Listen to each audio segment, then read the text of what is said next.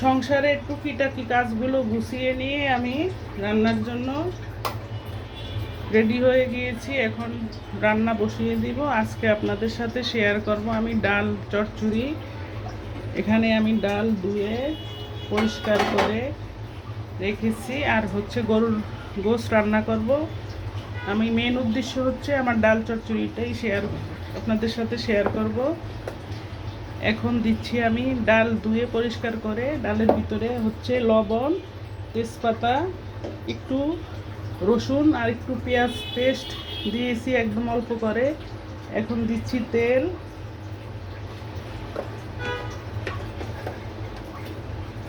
তেল দিয়ে দিচ্ছি।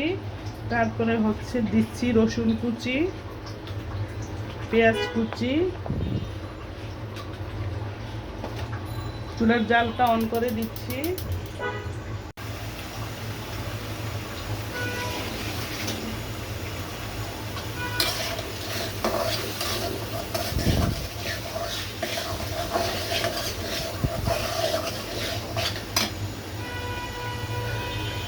চুলার জালটা অন করে দিচ্ছি। এখানে আমি হচ্ছে রসুন বাটা, পেঁয়াজ বাটা, পেঁয়াজ কুচি, রসুন কুচি, আদা পেস্ট, এলাচ, দারচিনি, তেজপাতা, এগুলো সব উপকরণগুলো দিয়ে চুলার জালটা অন করে দিচ্ছি।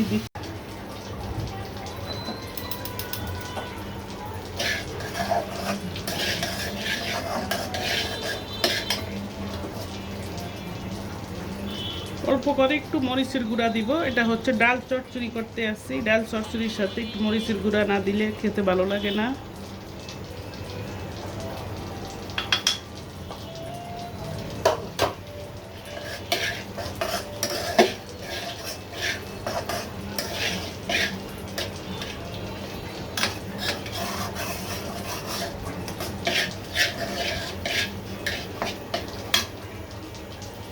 এভাবে ডালটা ভালো মতো কষিয়ে তারপরে হচ্ছে পানি দিয়ে দিব।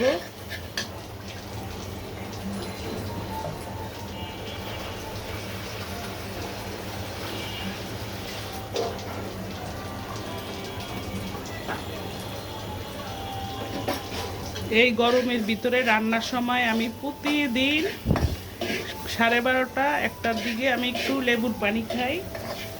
সামান্য করে অল্প চিনি দিয়ে একটু বরফ দিয়ে একটু লেবুর পানি খেলে মানে প্রাণটা ঠান্ডা হয়, কাজটা করতেও ভালো লাগে, শরীরে এনার্জিটাও আসে। এখন হচ্ছে আমি একটু লেবুর পানি খাবো। এই জায়গায় লেবু দিয়ে সামান্য চিনি দিয়ে আমি বরফ দিয়ে শরবতটা গুলে নিয়েছি। এটা হচ্ছে কাগজি লেবুটা খাওয়ার চেষ্টা করি, কারণ কাগজি লেবুটা খেলে শরীরের জন্য অনেক ভালো। অন্যান্য লেবুর চেয়ে কাগজি লেবুটা সবচেয়ে বেস্ট। এইভাবে ডালটা কষানো আমার হয়ে গিয়েছে। আমি এখন পানি দিব, চচ্চড়ি করে নিব ডালটা। এর বেশি আর পানি দিব না।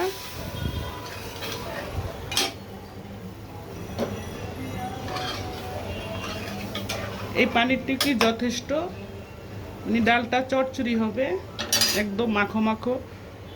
এই পর্যায়ে এসে আমি কয়েকটা কাঁচামরিচ দিয়ে দিচ্ছি।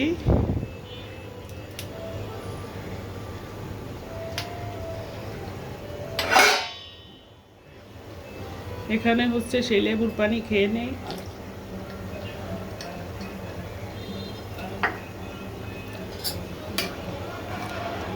ডালটা চচ্চড়ি হয়ে গেলে তারপরে হচ্ছে আমার এই চুলায় গরুর গোশতটা এখনও রান্না করা হয়নি, চুলায় রান্না হতে আছে। তারপরে হচ্ছে আমি এখানে 5 মিশালি কিছু সবজি কুচি করে নিয়েছি, এটা ভেজে নিব। মানে একটা সবজির অপশন থাকবে, ডাল, গরুর গোশত, সাথে হচ্ছে একটা সবজি না থাকলে তো হয় না।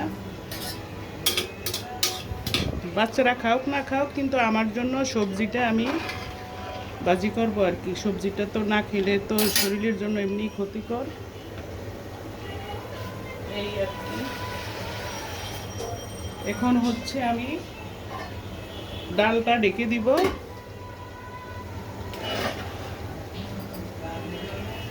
এই চুলায় আমার গরুর গোশতটা রান্না মানে এখনো কষানো হয়নি, আমি কষিয়ে নিতেছি। আজকের মাংস রান্নাটা আমি ভিন্নভাবে করতেছি। আমি যখন মাংসটা কিছুটা সিদ্ধ হয়ে আসবে তখন আমি মশলাগুলো দিয়ে হলুদ মরিচের গুঁড়াগুলো দিয়ে সুন্দর মতো তেল বের করে কষিয়ে নিব, তারপরে ঝোলের জন্য পানি দিব।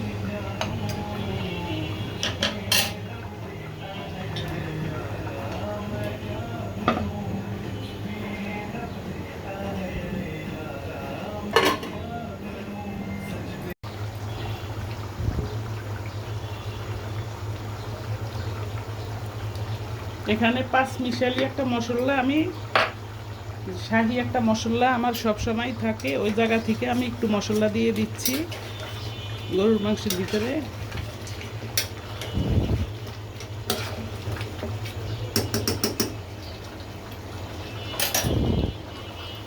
সেই ডাল চচ্চড়িটা আমার এখনো হয়নি।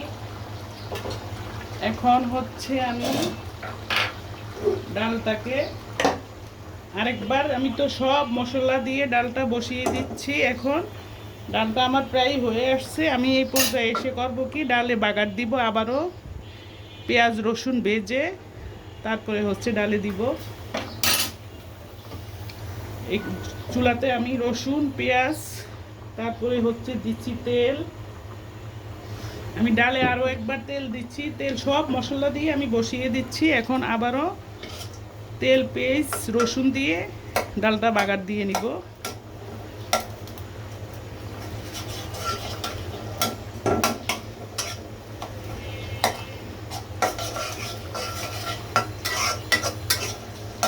ঘরের কাজগুলো সব গুছিয়ে নিয়ে এখন পাকের ঘরের রান্নাটাও আমার কমপ্লিটটাই হয়ে আসছে। এখন আমি রান্না শেষ করে হচ্ছে গোসল করতে যাব। গোসল করে নামাজ পড়ে তারপরে ওদেরকে খাবার টেবিলে পরিবেশন করে দিয়ে তারপরে হচ্ছে আমি গোসল করতে যাব। গোসল করে নামাজ পড়ে তারপরে হচ্ছে আমি খেয়ে নিব। ওরা সবাই আর কি এখন রান্না হলে আমি ওদের খাবারটা দিয়ে দিব।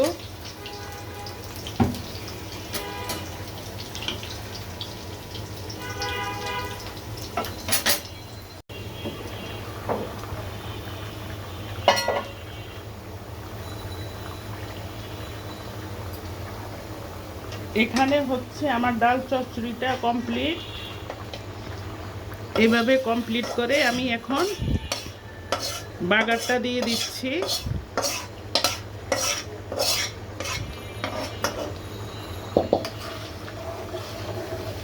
একদম গাঢ় করে চচ্চড়ি করে নিচ্ছি, দেখেন।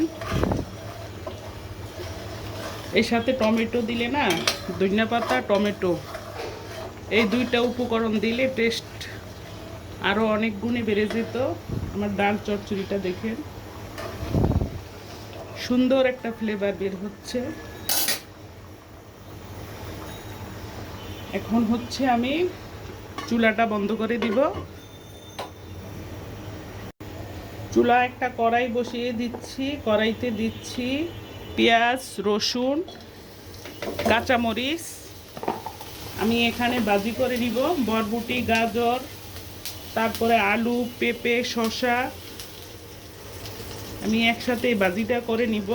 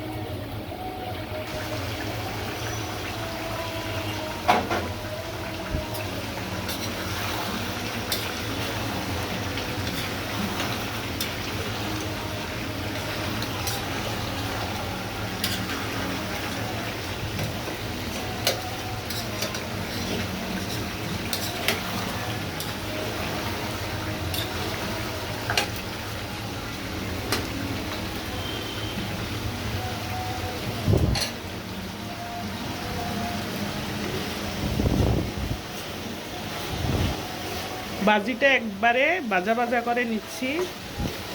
আমার বাজিটা হয়ে গিয়েছে। আমার আজকের দুপুরে 3টা মেনু, একটা হচ্ছে ডাল চচ্চড়ি, আরেকটা হচ্ছে 5 মিশালি সবজি ভাজি, আর হচ্ছে আলু দিয়ে গরুর গোশ লাল লাল ঝাল ঝাল করে একবারে রান্না করে নিয়েছি।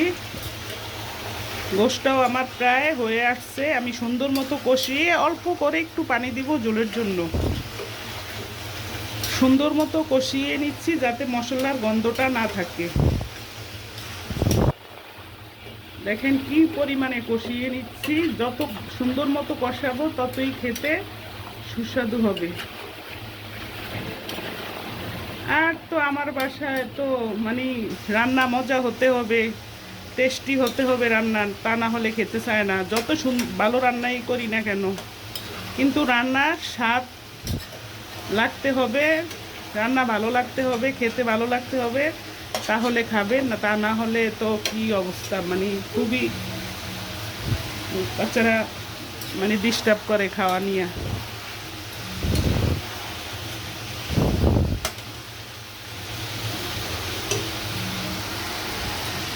এই চুলায় আমার ভাজিটা হয়ে গিয়েছে। আমি এখন চুলার জালটা বন্ধ করে দিব। আর হচ্ছে আমার সাথে থাকুন, আমার চ্যানেলটা সাবস্ক্রাইব করে দিবেন প্লিজ প্লিজ। আপনাদের কাছে অনুরোধ, আমার প্রিয় দর্শকেরা, বন্ধু বানিয়ে আমাকে সাথে রাখবেন, বন্ধু হয়ে আমার সাথে থাকবেন। চ্যানেলটা সাবস্ক্রাইব করবেন, লাইক করবেন, শেয়ার কমেন্ট, বেল বাটনটি অন করে দিবেন। আপনাদের কাছে অনুরোধ রইল, আমার ভালোবাসার দর্শকেরা, আমার প্রিয় দর্শকেরা, আমার কলিজার আপুরা, আন্টিরা, সোনামণিরা,